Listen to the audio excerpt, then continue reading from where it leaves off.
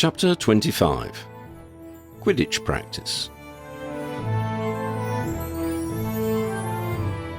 Dean had made reserve beta for Ravenclaw. Poppy Naismith was impressed with his basics and his enthusiasm. Even though he was large for his age, however, she said he needed more time to build power and stamina. She wanted him to attend all practices, and was confident that he had a good chance of a team place by next year at the latest. Dean was delighted to be able to get a year of coaching. Sophie had, of course, attended the Ravenclaw tryouts with Lydia and Freddie. Lydia had been concerned that Sophie would become a know-it-all about Quidditch now that she was on a team. She did not. Sophie watched intently, while Freddie provided a running commentary to his friends. Freddie was no expert on Quidditch. Much of his commentary was about unrelated subjects, but it served to keep them amused. Sophie said so little now that Lydia began to wonder if she was having second thoughts about being on the team. When Freddie slipped away to get them some drinks, Lydia asked her about it. Sophie thought for a while. "It's not that. I've just realised that I don't know much about Quidditch. I mean, I saw the house matches last year, but that is literally all the Quidditch I've ever seen. I'm worried that I'm too much of a beginner to work with the rest of the team." "But isn't that the captain's job?" Lydia asked. "To get all the players to work as a team? That's why you have practices." Sophie nodded, then smiled. "It's like Tom said. Everyone was a beginner once." Lydia smiled. "Exactly. You can do this, Sophie." Sophie hugged her. "Thanks, Lydia. You're so smart. I'm glad I've got you." "You've got Freddie too," Lydia reminded her. "And it sounds like Tom and Aidan are keen to help you." "Yeah, but you're my bestie." Lydia felt a glow inside. She was enjoying having Sophie and Freddie as friends. Her dorm mates were great, but these two would be the ones who would keep her secrets.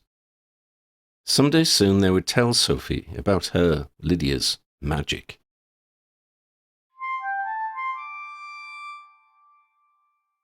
That next week there were still a few Slytherins and some Gryffindors who made snide comments about Lydia and Freddie.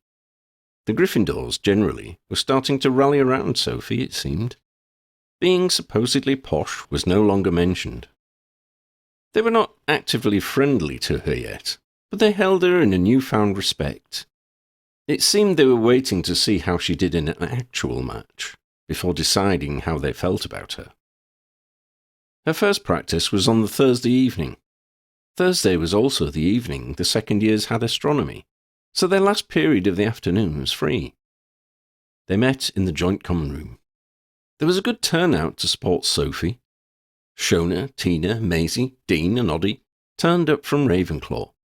Trixie Bell, Alison Vance and Dylan Vane came from Gryffindor. Sophie was overwhelmed to have two of her dorm mates come to support her.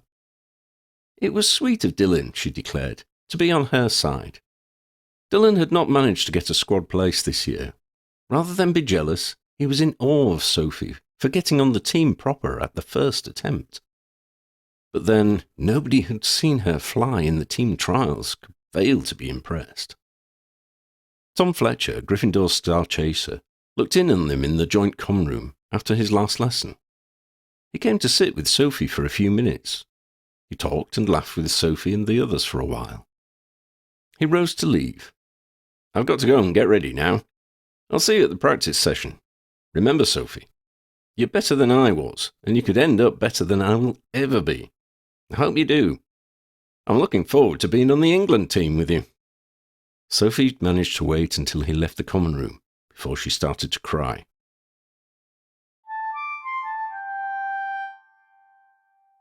Sophie turned to Lydia and Freddie outside the changing room door. "Do you think Tom meant what he said?" "Yes," Freddie said without hesitation. "I don't think he can predict the future or anything, but I think part of what makes him so good is that he believes in himself, genuinely, and I think he genuinely believes in you, so you should believe in you." Lydia held her free hand. "I don't think someone that good tells other people they're good for no reason. He knows talent, and he knows what it takes. Trust his judgment. Sophie gave each of them a one-armed hug before stepping into the changing room with her broom. "Did you mean what you said?" Lydia asked as they turned to head for the stands. "Yeah, of course. He's genuinely confident about himself, and you saw how good Sophie was in the tryouts. I think it helps a lot that he's leaving at the end of this year, and Sophie's no competition for him. It might be different if they were the same age. Did you mean what you said?" Lydia looked at him. "Yes, I don't think he was bigging her up for no reason.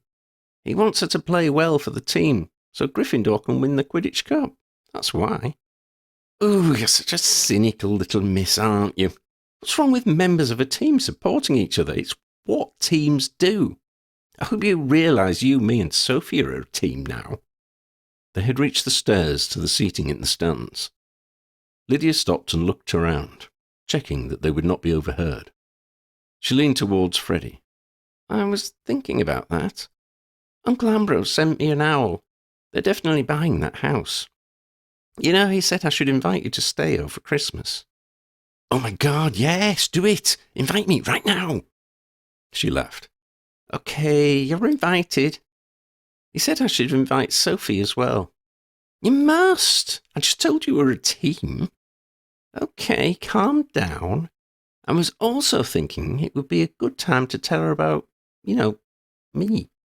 Freddie frowned. "She already knows you're a cynical drama princess." Lydia gave him a playful punch on the arm. "I meant about my magic." Freddie nodded. "Good idea. Nobody's going to overhear us there, and Ambrose and your mum can confirm it all. Ooh, and if you're not showing up on the trace, you can demonstrate it to her." "Good. I'll invite her. I hope she can come. Right, come on, up the stairs. They'll be coming out soon. You'll have to carry me. The furious violence of that punch has sprained my skeleton or fractured my giblets or something." She gave him her most sceptical look. "Not yet, it hasn't."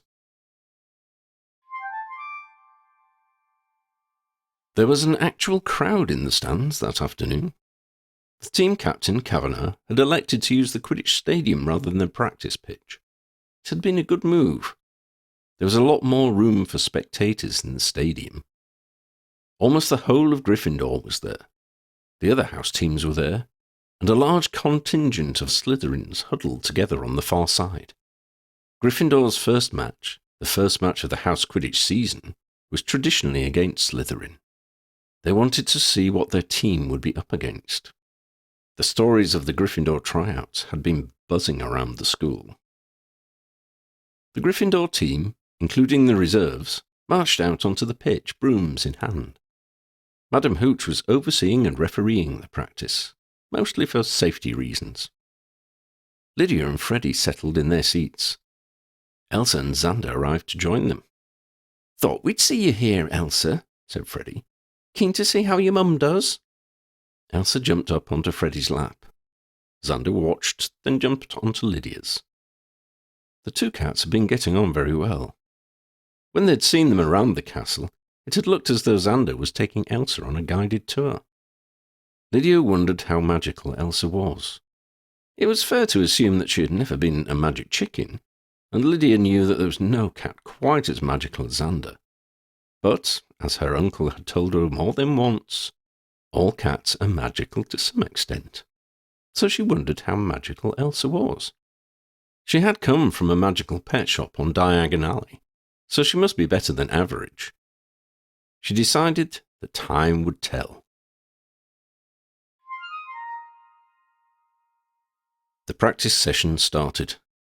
They practiced a few set moves to warm up, and then they played a game with mixed teams of first team and players and reserves.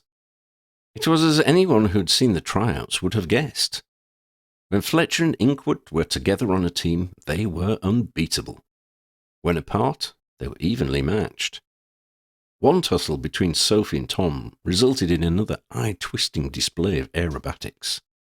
Then Fletcher dropped the quaffle as he almost slid from his broom. Sophie swooped on the ball and scored from what looked to be an impossible angle. The spectators, even some of the Slytherins, rose in the stands and cheered. Even Tom Fletcher sat up on his stationary broom and applauded Sophie. The session finished not long after, and the audience swarmed off to the great hall for their tea. Lydia and Freddie and the cats went to wait for Sophie outside the changing rooms. Sophie was almost last to emerge. A couple of other players had seen them standing waiting for Sophie. They had told them how pleased they were to have her on the team. One also admitted it was nice to see Tom Fletcher beaten occasionally. "It's good for the team.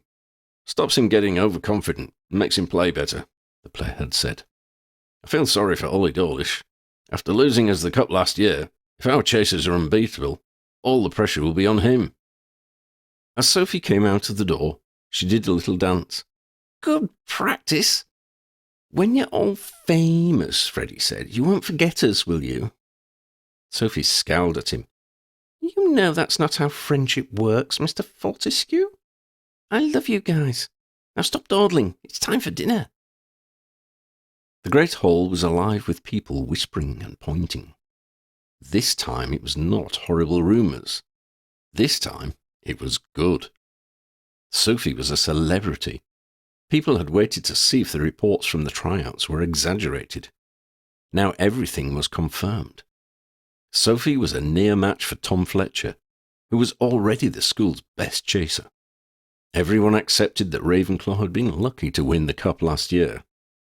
A Gryffindor win was being touted as more than a possibility, nearer to an inevitability. The Gryffindor versus Slytherin match in November was going to be very telling for the season as a whole.